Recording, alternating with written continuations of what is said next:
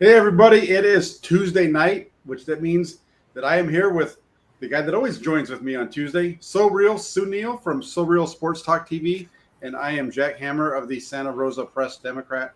Hope you all are doing fantastic on this nice, warm, I don't even know if I can say warm, I think it's just a hot Tuesday. And tonight's show I think is going to match the weather. How you doing, Suneil? I'm doing fantastic, man. I always know you bring the heat. So because I can't always keep up with you with the content, I thought I'd just outdress you today, my friend. So that's what the get up is, the way that it is. Look at you. I'm in here with just an old t-shirt on, and you've got the nice dress shirt, the tie. That's it, man. It already enhances everything that comes out of my mouth. I'm just gonna sound 5 times smarter just because of the tie. Absolutely, you got it going on. And I know, we wanted to come on in here tonight, and we wanted to talk about defense. We wanted to tell everybody, don't get defensive. Here we go. Before we get started, we're gonna shout out real quick. You got Brian in the comment section. Says, "Hey Jack, hey Brian, good to have you on. Good to have you over here." Let's start off with, the guy who was on the picture for our show, Talanoa Hufanga. This is a guy who, for whatever reason, gets a lot of gets people talking. Whether he should be the starter, whether he shouldn't, whether he's good enough or he isn't, all those kind of things. So, we're going to talk about both sides of the coin here with Talanoa Hufanga tonight. I want to start by asking you, what gives you reason to be optimistic about Talanoa Hufanga being the starting safety replacing Jaquiski Tarte, who just signed with the Philadelphia Eagles over the weekend?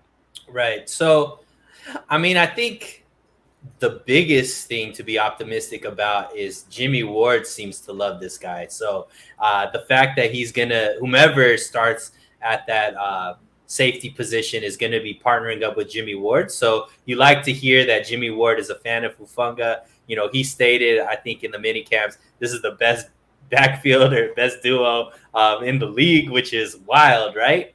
But I think overall, the things you hear about Hufanga is just a lot of it is instincts.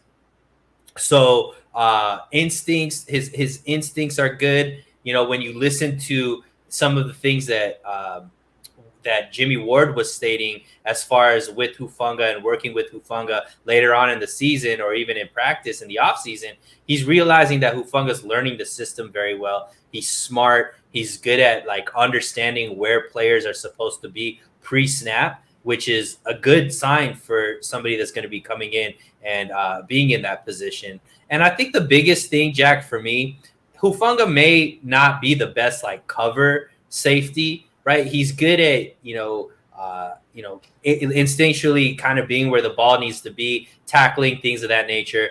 But because the 49ers cornerback situation has elevated a decent amount to where, they're not as weak there. It's a strength now as far as the corners that they have on the team.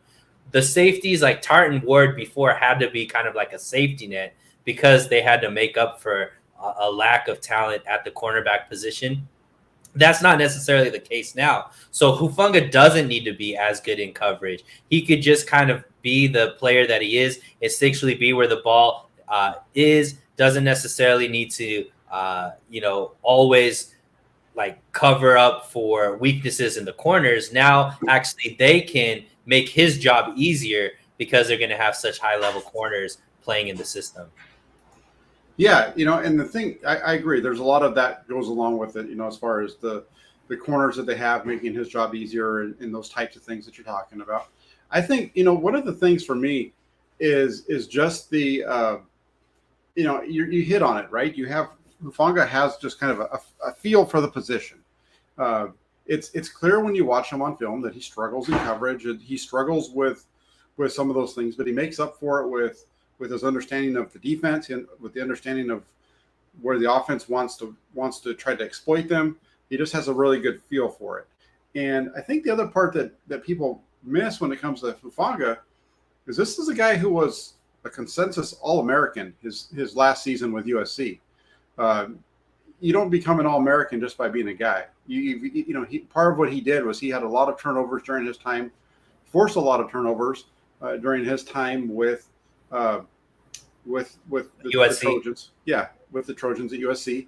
And, consensus first team All-American, first team All Pac-12 in 2020, second team All Pac-12 in 2019, the Tillman Defensive Player of the Year in 2020. So this is a guy who knows what he's doing, and he does have some, and we'll get into some of the reasons to be concerned. But when you look at the positives and you just focus on the positive, this is a guy who, not only that, but last year when he started alongside of Jimmy Ward, he made 2 starts alongside Jimmy Ward.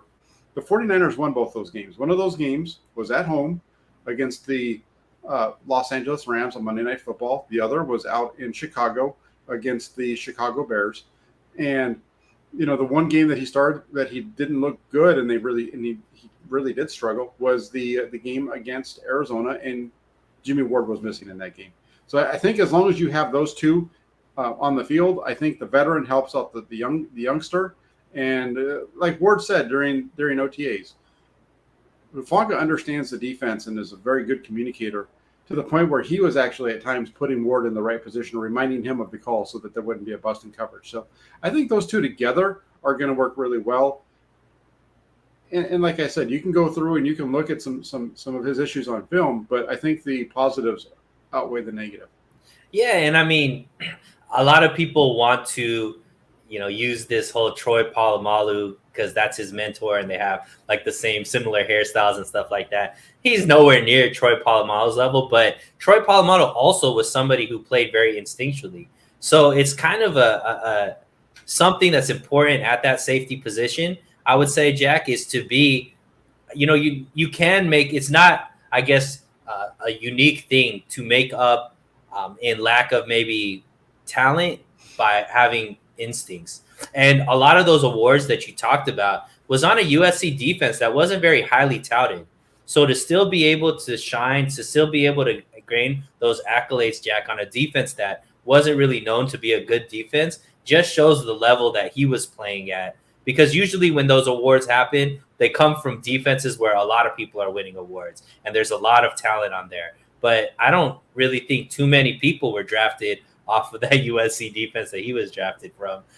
So it just is another level of how good he is. And another reason why he dropped was just injury issues, right? If he was healthy and didn't have the shoulder issue and things of that nature, Jack, I guarantee you he wouldn't be a 5th-round pick. This was kind of a steal from the 49ers because a lot of people were wary of him, thinking he might be injury prone.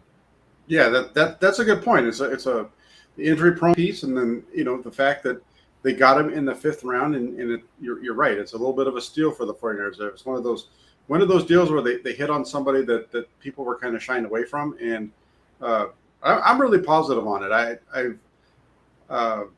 I feel like some of the things that I said last year prior to the season are still true, meaning he's probably best at playing in the box as a kind of like a box safety than he is playing single high.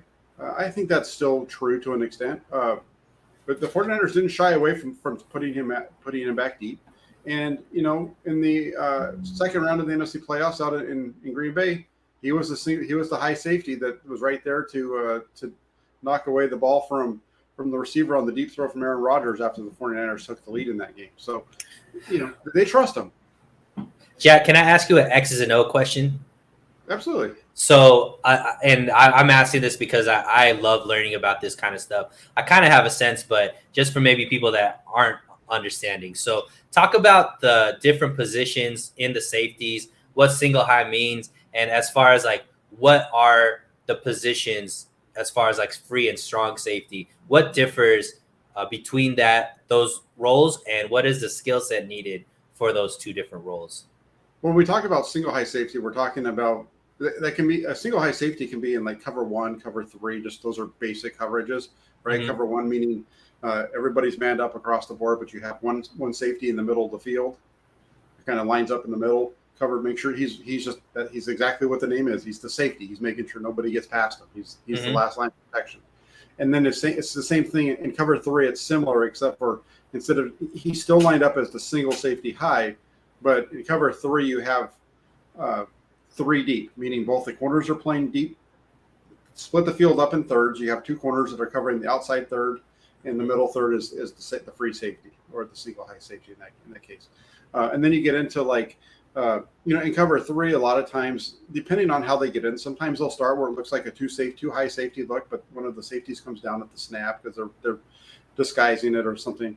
But like a cover 3, in a cover 3, typically what happens is one of the safeties drops down and he is playing the curl to the flat. So what that means is his drop takes him into the curl, right? So he's looking at the outside receiver, seeing if there's a curl, and he's trying to get underneath that. And then if he gets if there's a flat route, basically depending on how they're teaching the cover, either they're going to drive on the out, or they'd be sitting in the curl until they see the quarterback start to deliver the underneath route, and then they break on the ball. So it just depends on how it's taught. I preferred always to have my guys, when they were running cover 3, sit and then drive on the ball, because I'd rather let them complete the pass at 3 yards and come up and make a tackle than jump the short route and let them complete a pass at 11 to 12. Right. So it just depends. And then, we also have cover 2 and cover 4. Cover 2 is when you have. Well, I guess what I was asking for more is more like, so Tarte and Ward were very good together, right? And I think the biggest issue with those two was just health. But if they were healthy and they played together, they were one of the better safety duos in the league. Yes. So what I guess are the strengths of both of those guys? Why did they work so well together? And what does Hufanga bring that Tarte doesn't have? And what does Hufanga lack that Tarte did have? That's kind of what I was gauging for as far as the two duos. Gotcha. So you're getting a little more specific on the players themselves. Yeah, exactly. So I think the thing with one of the things that makes Ward and Tarte so good is that they were interchangeable in a way. So they didn't really have a free safety and a strong safety, even though they kind of played that way. Ward had that ability to play the deep route, the deep side, while Tarte played up around the line of scrimmage, or they could vice versa. And we've seen both of those guys at times, even last year with Hufanga on the field. We'd see all 3 safeties out there, and we'd see Ward and Hufanga, or excuse me, Ward and Tarte lined up in the line of scrimmage as in man coverage, in press man, with Hufanga as the high safety and things like that. So that ability to come up and play man coverage, I think, is one of the things, that interchangeability of the two, I think, is something that they might lose a little bit of with Hufanga, because I don't think that he's going to be able to match up with an outside receiver like they were doing. His cover skills aren't as good as Tarte, right? He's not as good as in coverage as Tarte was. Correct. They're not as good in that he's going to be okay if he's doing it against running backs and tight ends. I don't think he's going to match up as well with wide receivers. So there's just some things that you've got to move around a little bit with him. But so that was one thing, because you could tell that I think the interchangeability was a big reason why Tarte and Ward played well together, because they each could be each other's safety valve, and they both could, attack too, right? Ward was good at, the blitzes if they ever utilized them in that. And I think Ward actually is a better in coverage than Tarte, because they forced him to do that early in his career, even though that's not necessarily what he grew up doing. But it seems to me, and maybe I'm wrong, I think Tarte is a more sound tackler. He likes getting his nose in there a little bit more than, Hufanga is a better tackler. Hufanga seems to want to be near the action a little bit more than Tarte as far as just aggression. It seems like he's going to bring more of that Brian Dawkins style, like hard nose, like, he's going to jar the ball away from the defender more than maybe Tarte, who I would say is more of like a finesse safety. Finesse not in a negative way, but I mean more just more strength on the coverage side than, the power safeties that we grew up kind of watching, right? Yeah. I think it's safe to say that they're looking at him as the stronger safety, with Ward being the free safety. And I think you're right. I think that's one of the things with Hufanga is he likes to come up and make the tackle. He's very good in run support. And he played quite a bit last year, and he got a lot of experience. And even Jimmy Ward's like, because he was during his press conference, he's like, he only started 3 games. Shoot, it seemed like he was out there way more than that. Well, part of that's because he was on the field all the time. It just wasn't necessarily the first guy on the field, and that's why the starts were down. But no, he's a really, I think he's a good player. I think there's the 49ers safeties overall, and the way that they they play their defense get protected a little bit, which is why you don't see the big turnover numbers for Jimmy Ward or even Jaworski Tarte during their time in San Francisco, because they're not asked to be big time playmakers. They kind of leave that to the other 9 players, if that makes sense. And so we'll see. Do you think it was that, Jack? I think it was more that they needed them to actually be the safety valve because the corners weren't good enough, right? They couldn't, like Ward and Tarte couldn't take risks, because if they took risks, it was more than likely that the corners that they were the safety valve for are going to get beat, right? Especially last year, where you were kind of putting together, cornerbacks most of the season due to injuries and whatnot, till they finally got Emmanuel Mosley back and Ambry Thomas started playing a little bit, better.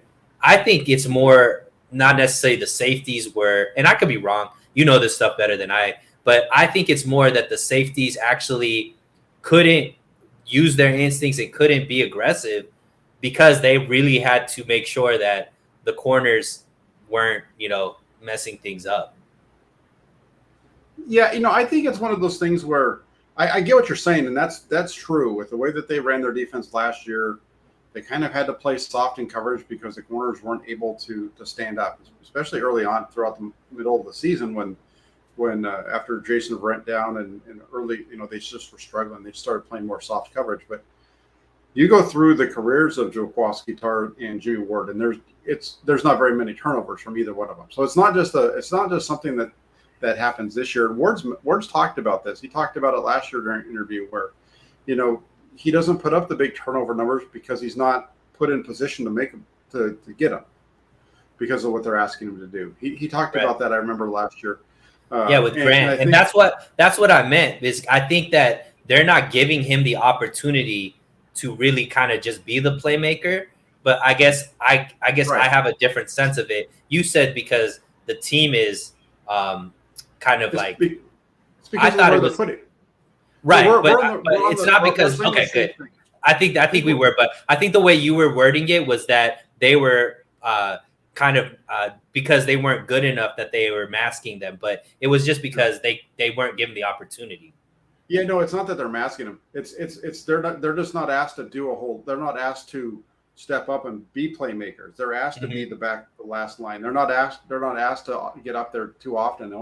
The only time you really see that happen with Jimmy Ward is when they put him in his, when he's up in his, pressing somebody. That's the only time where he's really around the ball. Otherwise, the ball's in front of him, and it's got to be an overthrow or something like that for him to get there. So, or a tip like we saw in the playoffs.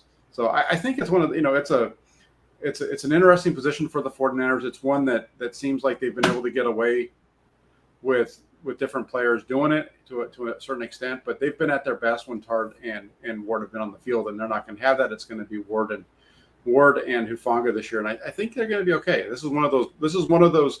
They're going through a little bit of a transition at some spots, and this is one of them. And based off of what we saw of him last year when he was on the field, I think there's a reason to be positive about it. Yeah, and I think it shows a lot that the 49ers went premium corner versus bringing in another premium safety, right? Because both of those options were out there. They decided to go the cornerback route, and I think that shows a little bit more about the mentality of what this defense is going to be. And I think they are going to put them more in situations where they could be more of a playmaker because they're going to be able to trust their corners a lot more than in previous years, which I think is a good thing, because I think one of the things you've always been pretty consistent on, Jack, is this offense is going to get better if the defense can turn the ball over. And I think playing press man does a few things. It causes, because the one thing that I've always noticed that neutralizes this defensive line is a quarterback that could get the ball out quick. And if you're forced, because of lack of corner talent, to constantly play a soft zone type of situation, it's easy to get the ball out quick because there's just that space. But if now you could play all of your corners pressed, bring your safeties down as well, now all of a sudden the quarterback has to hold the ball an extra few seconds, gives the opportunity for the defensive line to get to them a lot quicker, and also then forces the quarterback to make some questionable throws. Now these safeties and corners can jump on those balls where they weren't getting those opportunities because They just couldn't play those schemes. Yeah, it takes time, right? The 49ers basic, scheme has been that they want, or way that they built this roster is they want their front seven to be good. They really want it starts with the pass rush, it works to the linebackers, and then they get to the backfield. And their feeling is that the pressure is going to generate turnovers, but you also need to have your corners. They help each other. They go back and forth, right? I had that little back and forth with Eric Armstead last week when I made a comment about how much better he's been on the field when Nick Bosa's been on the field. And he was talking, and he kind of, his response was about how everybody works together. And he's absolutely right. And he's correct. And that was part of my point, was that he's better when he is better when he has Nick Bosa on the field. And I'm sure it's vice versa as well. Absolutely. I think it works, but it works for everybody. And it's just those, and to your point, if they're able to get up in the face of receivers and force the quarterback, because of that press, to have to hold the ball for just not even a second, because that's such a long time. But we're talking about just another hitch, right? Which is basically that, right? That's about how long it takes you to hitch up. If you can just get that quarterback to have to hold on to the ball for just that much longer, that's gonna lead to more hits, which is going to lead to more sacks or more turnovers. Because I think the more you hit the quarterback, the more turnovers come. Because one of the biggest problems for quarterbacks is getting hit in the pocket, because it's hard to hold on to the ball. Right. And I think that's going to make this defense a lot more opportunistic, which I think a lot of people are missing that point, because this question gets asked a lot. Who do I think is the most important player outside of Trey Lance? And I've been saying Charvarius Ward, because I think it now gives Nick Bosa, Armstead, Kinlaw, and whomever else is going to play, whether it be Ebukam or Torrey. I think that having Ward there to play your wide receiver one, now Emmanuel Mosley could play wide receiver two, or Ambry or Verrett or whatever it is, that's just going to help the defensive line get to the quarterback more, because they, unfortunately, good quarterbacks, good offenses were able to neutralize this pass rush, because they would just get the ball out quick, because our corners couldn't play man and couldn't like get that extra hitch, right? It was just too easy. Yeah, that's what we saw last year in the NFC Championship game, right? Where they they just, other than the one ball down the middle that was just that should have been intercepted, they didn't really even force him off of his spot. Stafford was able to just hit his back foot, sit there, and drive the ball. It wasn't like he was really having guys in his face all that often. So they need to get better at it. And I think, the most important guy, so that's a good question, outside of Trey Lance, when you look at the Flyers defense, it's Nick Bosa. It is, right? Obviously, but I think that the problem is we've seen Nick Bosa be neutralized, because they would just get the ball out quick, right? So that's what I mean. Like, Nick Bosa needs help, because at the end of the day, they could put two people on Nick Bosa. They can get the ball out quick. Like, it's not only in Nick Bosa's control. So what I meant by having Charvarius Ward, now it unleashes Bosa, because now you're giving him more time to do what he does great. So that's kind of that's what I meant by it, is Nick Bosa, obviously, I think he's the best player on the defense for sure. But if you can't play press and they could just throw the ball, quick slants all the time, what can Bosa do? Like, at a certain point, he needs time. I like what you're going. I mean, I get where you're going, and the thing with it is, Bosa sets everything up because of the attention that he draws.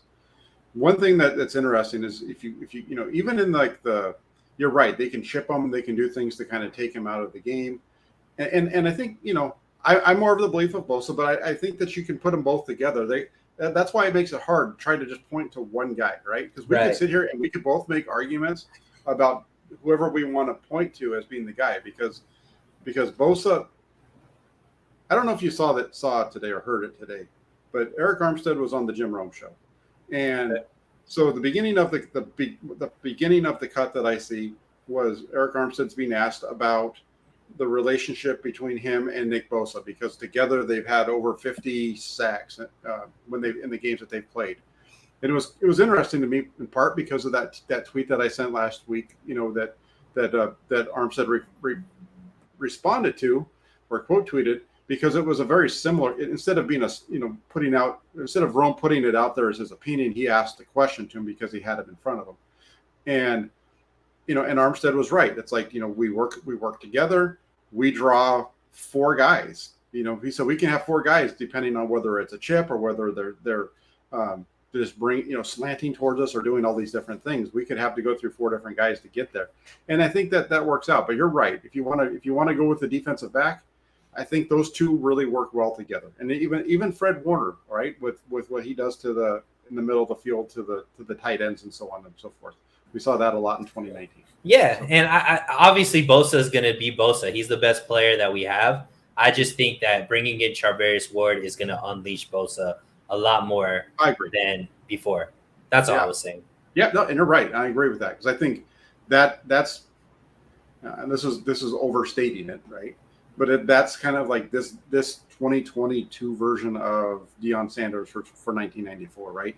It's a guy who allows you to do some different things in your secondary, play a little bit tighter coverage and all those kind of things, which then frees up everybody else to play fast and make their plays. And they can rotate coverages. They can, which and all that stuff will slow up the receivers and the defensive line to get home. So I really like, I'm not disagreeing with you. I think you're on the right track. Yeah, and to go back to your original question, it allows for now going away from maybe a skill set like Tarte and being able to move to a skill set like Hufanga, because now you don't need as much coverage out of your safeties because you could depend on your corners more. Now you can go elevate to that next level of safety, which is the hard hitter, can be around the ball, be kind of a menace to whoever is there, where they now have to watch their look over the shoulder. We haven't had those kind of safeties where you got to look where the receivers are like looking over their shoulder because they're afraid of getting hit. You know what I mean? Because our safeties haven't really been the guys that people are afraid of, just jarring the ball out of them. I think Hufanga is going to bring that hard nose. Not saying that Ward and Tarte couldn't do it. It was just that's not what they were known for. I think Hufanga is going to bring that nasty that now you can give him that opportunity because we could trust our corners a lot more. Yeah, I agree. I think that's a really good point. It's a really good point. And like the Toolbox member Swan Song, he says, get the D off the field. That's absolutely right. You got to get those guys off the field as much as possible. That's one of the biggest keys. They've got to be able to get off the field. That was one of the reasons that they struggled in the first half of last year, is they just could not get off the field. Some of that was with the bad pass interference calls and things like, or penalties and whatever. But that was definitely a big part of their struggles early in the year. And then Bryant, he's a big fan. He says we just need Robbie Gould because Robbie Gould scores points. He's a big Robbie Gould fan. I think if we asked Bryant, he'd probably tell you that Robbie Gould deserves to be in the 49ers Ring of Honor at some point. Who scores more than Robbie Gould? Not too many people on the 49ers. No, maybe Jimmy Garoppolo, but that'd be it. Real quick, and then Brian also says on defense it's both sides. So he agrees with me. So Brian and I are like 2 peas in a pod over here. Right. That's your burner. That's your burner account. Yeah. Why you gotta put me on? Like so we kind of went on and on about the positives of Hufanga, but what are some reasons that you might be a little concerned? I mean, it's a shift. Like at the end of the day, like you just mentioned, these were Tarte and Ward were people that players that could be interchangeable. So now that isn't the case where you can just you can be as free as far as where you can place Ward, where you can place Hufanga. He doesn't have that same skill set, right? So you're going to have to make sure you're putting him in a situation that is best suited for his skill set, which is going to be just a different wrinkle that D'Amico Ryans has to pay attention to. Whereas before, you're going to be able to just kind of, it doesn't matter. Like, I need a safety here, I need a safety there. It doesn't matter which number you put. Like, they could both do what you need them to do. Whereas now you're going to be aware, okay, this is Hufanga, not Ward. So this he needs to be here. Ward needs to be there. So I think it just is going to change a little bit of maybe the freedom and personnel and stuff like that. He's obviously not as good in coverage, like you said. Like you can't just put him up against a wide receiver. You got to make sure that he's not. The defense isn't figuring out a way to line up a wide receiver alongside him. And then overall, you're going from a very experienced player in Tarte to an inexperienced player in Hufanga. So there's always going to be something to be said there. But how do you gain experience without being out there, right? So it's kind of like that catch-22 kind of thing. So he fits well. He's somebody who is known to be injury prone, so that's perfect for a 49er safety. And I think everything else kind of is just, making sure you're managing him the right way. Yeah, I think when it comes to Hufanga, you hit on a lot of the things. I think the biggest one is, him getting caught in coverage. I think that's the biggest concern that I have with him is him getting lost in space. We saw that from him a couple of times last year, where teams were able to target him and force him to be one-on-one with a receiver lined up deep, and his inability to get his hips turned and run with them. He doesn't do that well. He has struggled with that in the past. It's something that I know he's been working on. So we'll see how that if it translates. I think that's probably the big one. And I think you're right. I think we talk about it's just a change, right? Anytime teams go through change, it leads to some trepidation until you actually see them out on the field and start to make plays. And I think that's the case. I think you see that not only with Talanoa Hufanga, but you're going to see that, or you're hearing it, I should say, with Trey Lance on the offensive side of the ball. You're hearing that with Aaron Banks at left guard, and so on and so forth. So really with Hufanga, he just needs to be able to continue to improve his speed. And I think some of it, even though his speed might not get better, his recognition should help him to be able to be in better positions. And I think you're going to see some help from the defensive coordinator as well. Yeah, and I mean, that's the thing, right? I think the biggest knock is maybe sometimes he takes the wrong angle, which unfortunately is kind of the same thing that people say about the backups there too, right? With Tarvarius Moore. That's another thing where a lot of athleticism, but need to hone in on maybe a little bit of the recognition, like you said. So getting better at the angles, but also I think it's also going to be a nice balance for D'Amico Ryans to balance that, technique versus just intuition, and giving him some of that freedom to kind of just be a playmaker, because I do expect this defense to be more opportunistic because of the level of talent in the secondary now, as far as corners specifically. So with obviously the prowess of the defensive line, now having better cover corners, now we could see a little bit more disruption there. Hopefully that'll lead to more interceptions, turnovers, and so on and so forth. Yeah, no, that's correct. I think it's just an interesting group overall, and looking forward to seeing how they're gonna come out this year on the defensive side of the ball. Transitions are always interesting, so we'll see how it all plays out. Now, outside of the safety, which we talked about for quite a while, I'm laughing at Bryant because he wants me to rank the Niners' top 5 head coaches in history. I think he's trying to bait me here. I don't know if you've seen that article yet, but that was a fun one. I think outside of that, there's some other questions as well. The 49ers are moving on from a veteran at the nickel cornerback spot in K'Waun Williams. And how do you see that position shaking out? There's a couple of guys who kind of lead the list right now, being the rookie Samuel Womack is in there. Darqueze Dennard, who's the free agent that they picked up towards the end of last year. Kind of, what do you think is going to happen in the slot for San Francisco? Yeah, this is going to be very interesting, Jack, because I think it plays in a role, which I think the next question is which corners make it? Because, I think it's something that's getting under the radar. I put the question out on, Twitter, and I've actually, discussed it on one of my shows as well. The 49ers have, at least last year, carried 6 corners, but there's, a lot of corners that if they only carried 6 would be guys that people thought would make the team that just wouldn't, because of just lack of personnel there, or lack of options there as far as a spot open.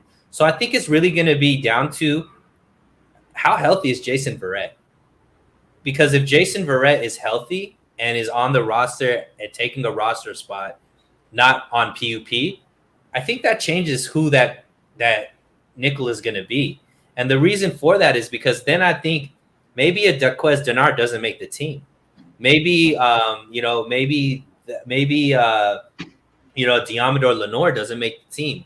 Maybe they go with a guy like Dante Johnson who can fit more roles and be more utility and play on special teams and things like that. So then maybe that does change who plays the nickel. Maybe they actually bring in like a Verrett to play on the outside, move a Emmanuel Mosley into nickel, or move a Ambry Thomas in nickel, or maybe Jason Verrett plays nickel. I don't know. I just think it's very difficult to really see that because we don't know, one, are they going to carry 6 corners like last year, or are they going to maybe add more because they have so much depth there? And 2, what is the health of Jason Verrett? Because let's assume Jason Verrett starts out on the PUP list. Then I think Denard makes the team, and they probably go with Denard just because it seems like Shanahan, if it's close, is going to go with the vet over the rookie. Just that's kind of been his nature. But if Verrett starts out healthy and is, can be actual roster spot, then I don't know. Then I don't know if Denard makes the team, and maybe they go with Womack because they'd rather carry, Verrett there.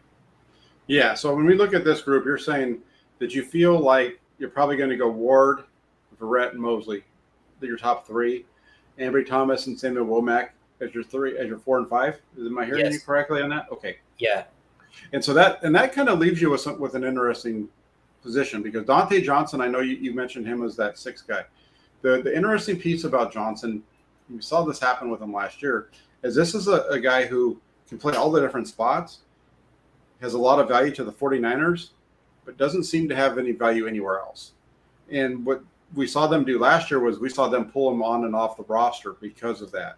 They didn't have to worry about, sending him back down to the practice squad or whatever because nobody was picking him up. So I think you're going to see probably something similar to that happen this year. And so really when you start to look at it, I agree with you. Is Verrett a guy that you can trust to be healthy? And if he is, then you keep him on the roster. But if he's not, do you move on from Verrett, keep Mosley in place, and go with Ward and Mosley, Ambry Thomas, Samuel Womack, Trey Fields, and then Denard, or what have you? It's going to be an interesting mix. I don't feel like Diamador Lenore is going to make the roster. I think he's going to be one of the guys that gets moved this year off.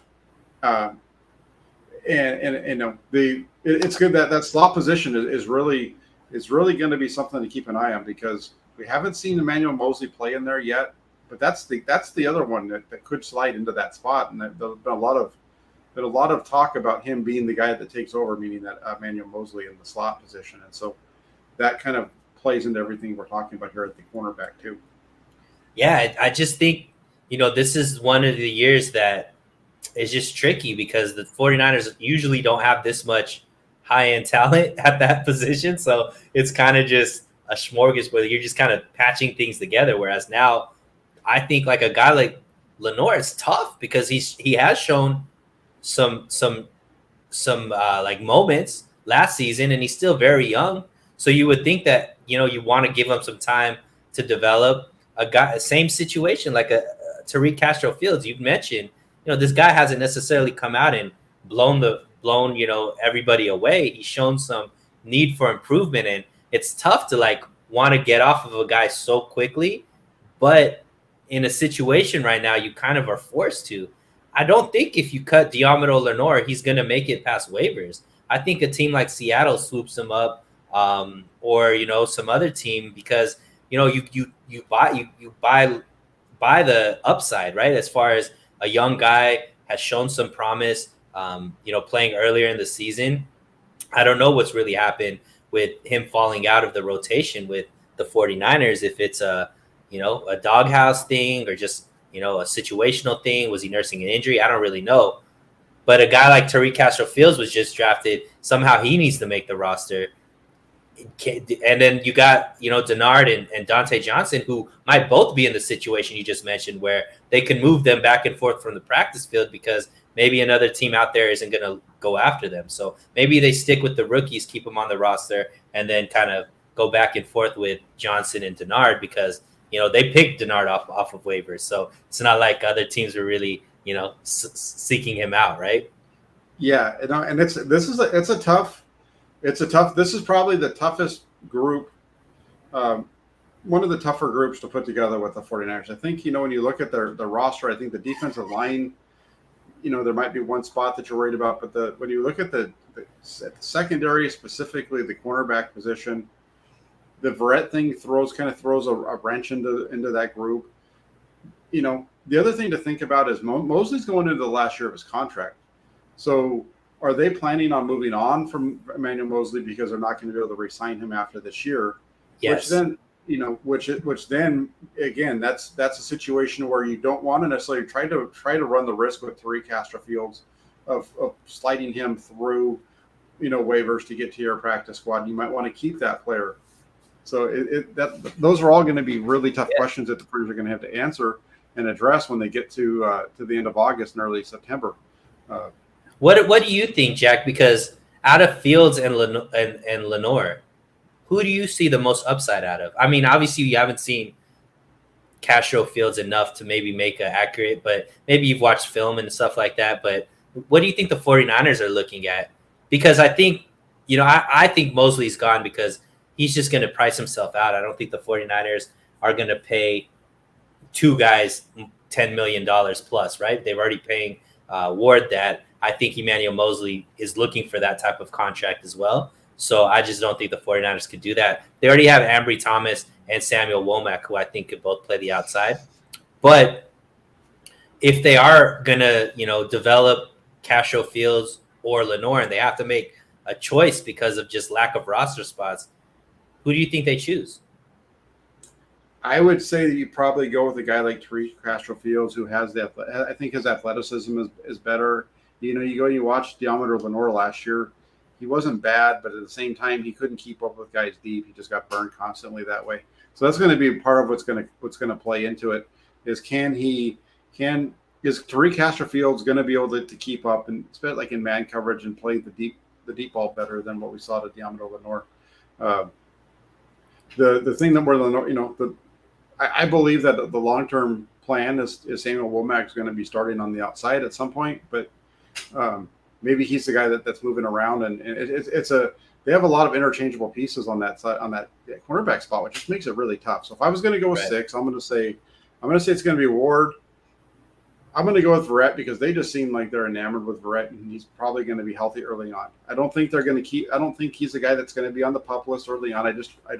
That doesn't make sense to me. To go that route with him, as with the veteran that he is. I think it's going to be Ward, Verrett, Mosley, Samuel Womack, Ambry Thomas, and I think it's Tariq Castro-Fields as your sixth guy. If there's going to be a seventh, it would be Darqueze Dennard. Yeah. So in that situation, who do you think is playing nickel? In that situation, it's going to be a battle between Mosley, Womack, and Dennard. I should really kind of take that back because. I don't. If Dennard isn't in the mix in the slot, I don't think there's a reason to have him on the roster. So he's got to be your starting slot in order to be on the roster. So, do you think that the 49ers are just based off of what you're saying right now? It seems like they have to carry 7. Then they have to add one more into this room.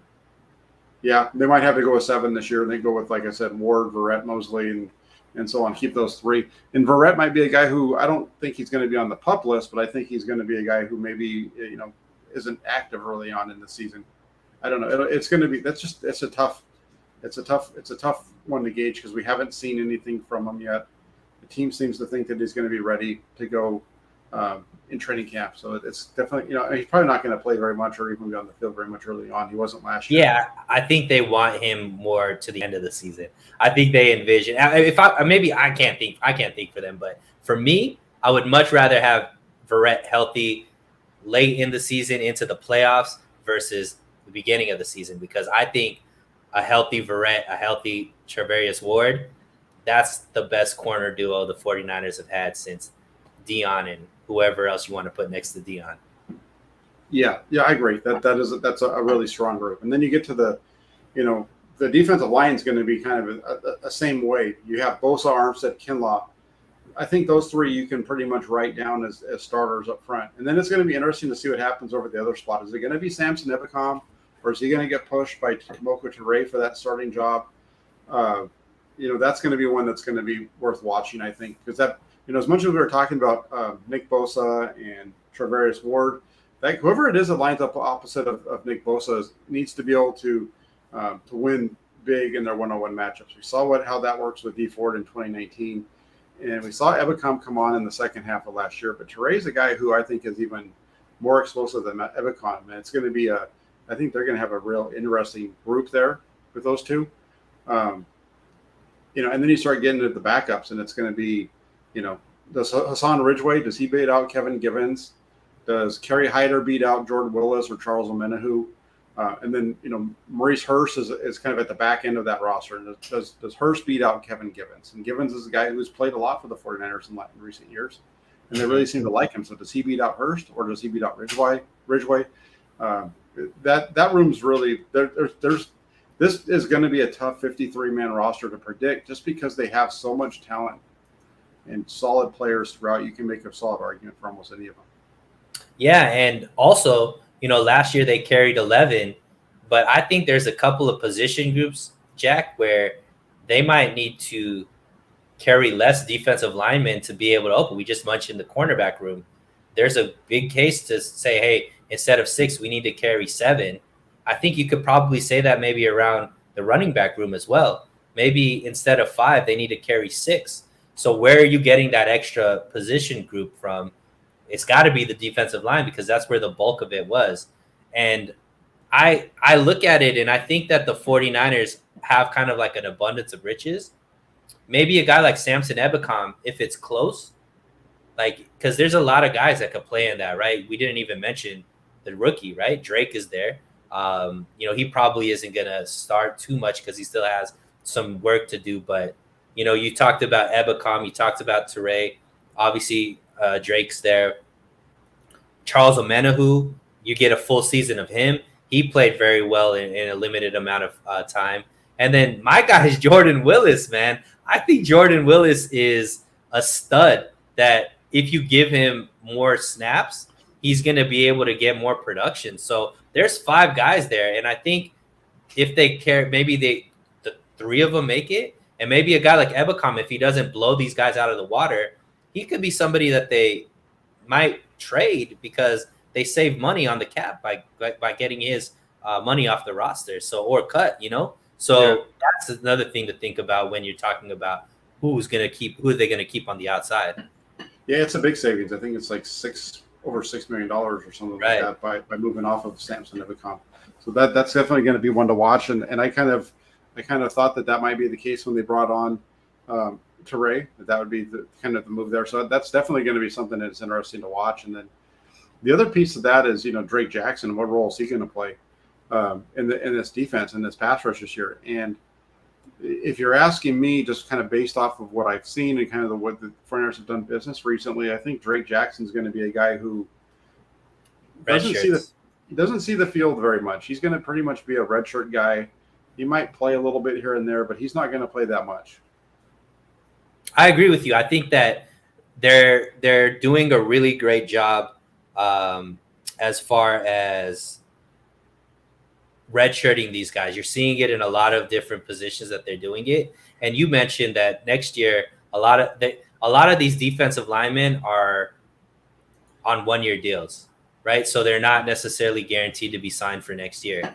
So you redshirt a guy like Drake Jackson, really give him time to develop without much pressure on having to perform right away. And then next year, he could step in just like they're doing with Aaron Banks, Talanoa Hufanga, Trey Sermon, Trey Lance, like all of these guys. There's so many meaningful players that are in their second year that are coming in ready to play meaningful roles because they weren't given that pressure in their first year as a rookie. I think they do the same thing with Drake Jackson, not only because they have so much depth there, but also he needs to learn some more moves. You can't just be speed all the time. You got to be able to have, a plan B. And I don't think he's developed a plan B quite yet because to his, to give him some bail, in college, they didn't really ask him to do too much of that. They were kind of playing him in a different role than where the 49ers are looking to play him consistently. Yeah, it'll be an interesting transition for him. And I do think that the expectations of Jackson are a little inflated because he was the first pick of the 49ers. Mm-hmm. I think people are losing the fact that he wasn't picked in round 1. He was picked at 60 something. So it's a different spot, and they need to just maybe slow it down a little bit on their expectations of him. And then, and you're right, and I pointed that out in the past, is Bosa, Armstead, and Kinlaw, I think, are the only players under contract for next year on that defensive line room. So there's going to be a lot of transition. That's why you go out and you spend a draft pick on Jackson. That's why you spend a draft pick on Kalia Davis, who, even though he's injured, you're expecting to maybe come in and play that role next year of DJ Jones. So it's going to be a fun group to watch throughout this offseason. Yeah, I think, this training, I mean, every training camp is very exciting, but this one has a little bit extra on it, I think, Jack, just because each year they get deeper and deeper. So now we've gotten to the point where some guys that are really good players can be really productive, just aren't going to be able to make it. So these guys really got to step up in training camp. There's a lot of these guys on the bubble where they got to show that they're going to be able to perform, because now that spot is extremely competitive. Correct. And Lee makes a comment here. He says the redshirt system can backfire if guys don't make the jump to the next level. Who knows what Banks can do? I think I understand what you're saying, but the times when it really backfires on the 49ers, or it's backfired on the 49ers in the past, is when they've done that with guys that are hurt. This is a little bit different situation. They're doing it with guys where they know they have people in front of them that are really good, and they're going to be that they can win with, and then they're hoping that those guys are going to be. They're grabbing them a year early, get them into the system, let them figure it out. Especially a guy like Drake Jackson, who's going to have to go through a change in the way that he plays the game. He's, like you said, he hasn't been asked to do a lot of the things the 49ers are going to be asking him to do on a regular basis. So it's going to be a change up for him. So let him come in, let him get settled into the NFL, and let him be ready to play in 2023. I think it's the best way to go. Absolutely. And I think this is just, for me, I know the front office, John Lynch, Kyle Shanahan, they get a lot of flack from, I think, a lot of the faithful, as far as not necessarily maybe going after big names in the offseason. I just think it's an abundance of riches right now. They have such good, I think, team building, and the philosophy. I just agree with it so much. Take a guy a year early versus a year late. They're never desperate, really needing to reach for players anymore in the draft, because they're being able to draft guys that don't need to play right away. If they play, it's like a benefit. It's not a forced type of situation. Sure, I agree. And then Andrew comes in and he says it's, Danny Gray won't see the field either. He's fifth on the depth chart. And I think he's right. I think Gray's going to play sparingly. He's, their top three guys, we know who they are. And Gray is, a guy who's going to fit in, but he's not going to be expected to have to be a big splash guy at this point either. Yeah. And real quick, we have a super chat from Dabada. He says he gives me $2. He says, here's $2 towards upgrading your Wi-Fi. I don't know. I thought my Wi-Fi was usually better when I'm here. I don't know. This is my spot where I get good Wi-Fi, but it's the other spot that I have that doesn't usually have the good Wi-Fi. McDonald's is a little bit closer here. Hey, take the $2 regardless, bro. I love it. No, thank you very much. I appreciate the $2. I'm not going to argue with you. I appreciate it. It's good. Let me ask you a question, and this is going to go back to, I didn't prep you for this. Didn't talk to you about it. We haven't had this discussion, but we're about an hour. And it was brought up earlier. And so if you were to say the top, I want to ask you, who are the top 5 49ers head coaches, in your opinion? And this just goes from 1979, because I know neither one of us were around before that. So if you were to go from 79 on, who do you rank as the top 5 49ers head coaches? You don't have to give me an exact why, but I want to have them in the order. You can go from 5th on up. Okay. So obviously Bill Walsh is number 1. Sure. There's only one other head coach that's won a title, so Seifert has to be in there, right? Sure. Okay. Yeah. No, that's fine. Okay. So I'm gonna go Bill Walsh. Seifert I'll put at 2 because he's actually won a chip, right? Okay. Now it becomes interesting. So now I think for me it's between 3 coaches. These 3 make it in whatever order. So it's Mariucci, Harbaugh, and Shanahan. So those are the 3 that I would put, and I'd probably put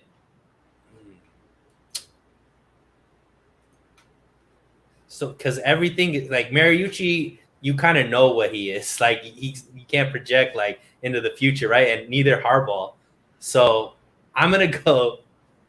Okay, so we got Walsh, Seaford. I'm going Shanahan, Harbaugh, Mariucci. Okay. All right. Well, we got two that matched up. I think I had when I did mine, I had Bill Walsh at number 1, and I had Mooch at 5. A lot of people hit me back and were not happy with the fact that I did not include what was his name? His son was the head coach, Nick Nolan. They're upset that I didn't include Dick Nolan in there. But the thing was, Dick Nolan was coaching in 70, 71, and 72 in that era. I wasn't even born yet, so I have no frame of reference other than just looking at their numbers. Whereas these other coaches, I can't. I agree with you on the first two. I think you're right in the middle. I have those same 3 guys in the middle. Here's the thing. I put this out on Twitter today. I had it in the article that I wrote when I did this yesterday, but I put it out as my Jack, thoughts. 49ers according to Jack today is, just think of it this way. Do you think that if Kyle Shanahan had inherited a roster that it had 2 Hall of Fame quarterbacks, 2 quarterbacks were eventually going to be in the Hall of Fame, and a roster that was coming off of winning a Super Bowl, that he might have 1 or 2 Super Bowls to his credit already in the first 5 years? I think so. Right. And so that's where I, that's where my rankings differ, because I think that's the case too. I know that 49er fans they revere the ones that have won, and that's where, they have the love for George Seifert. But I mean, if we really get down to it, George Seifert had the easiest job out of all of those guys. Right. Because he took over a team that was already coming off a Super Bowl. All the hard work was already done, but the biggest amount of hard work in terms of, and that's what led to the Super Bowl in '89. They were right there in '90. So I don't have him I have him at 4. So how did you rank your 5? I have the number 1 was Bill Walsh. Number 2 is Jim Harbaugh. 3 is Kyle Shanahan. 4 would be Seifert, and then Mooch at 5. And in reality, the toughest decision for me, the toughest of that whole group, was, do I put Shanahan ahead of Harbaugh or vice versa?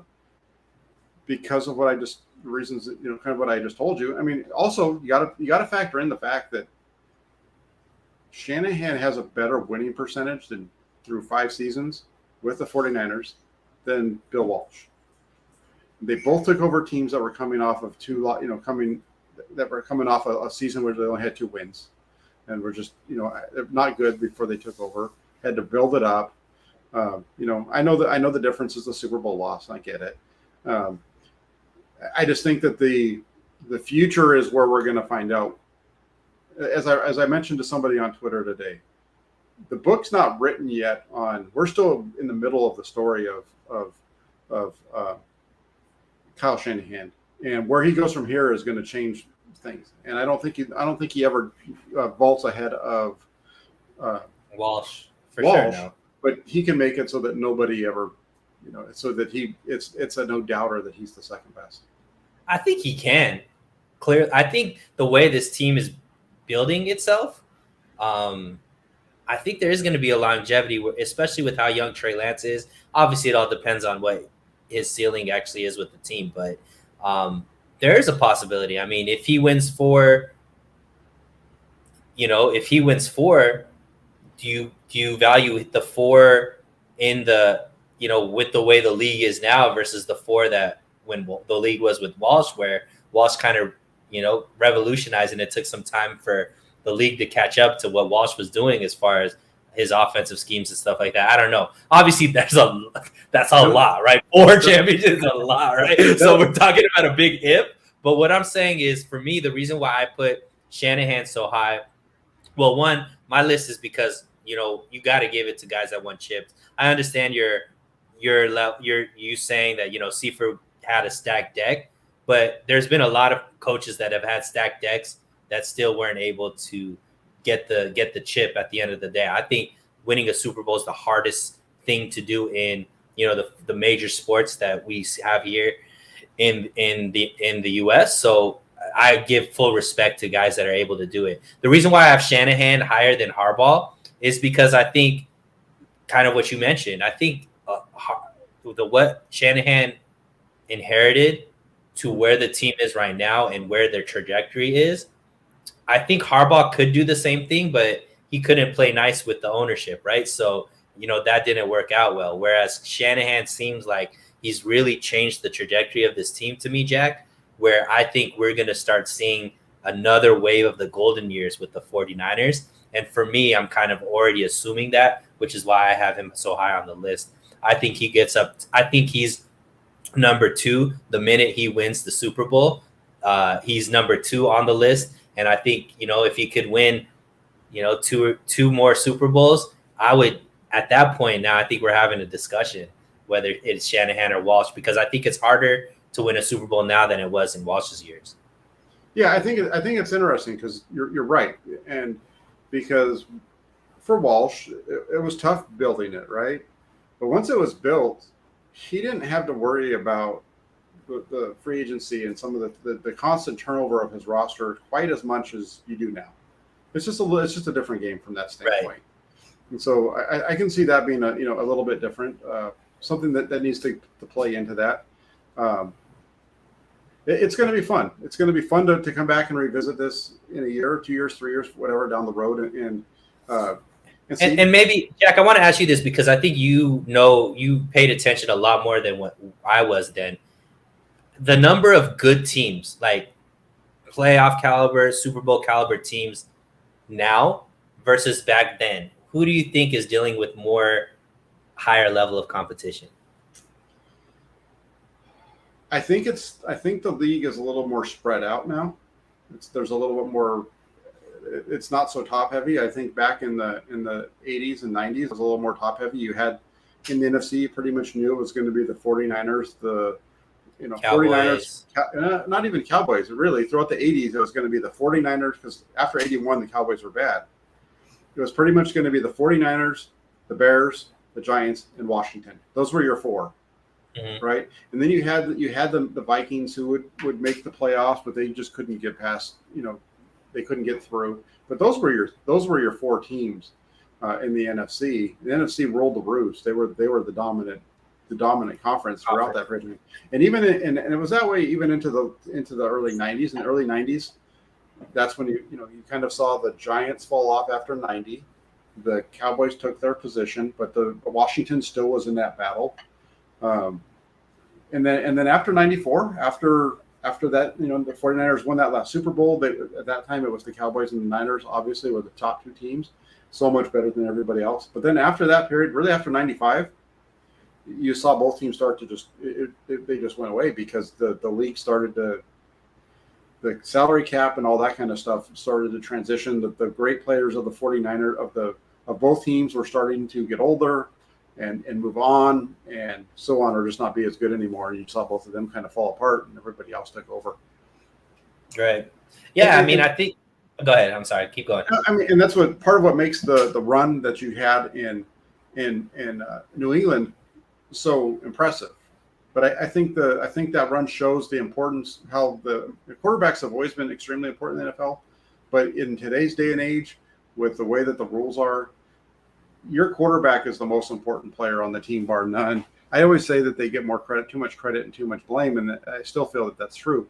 But Tom Brady carried that team. That's why they haven't been able to get back there since he left. That's why they were so bad. 2 years ago, last year, they kind of got it going a little bit with Mac Jones, but and that's why he could just switch a team and win it his first year with that new team, right? Absolutely, and make it back the next year, and have a be right there to winning the playoff game again, and right. Have a blown coverage cost them.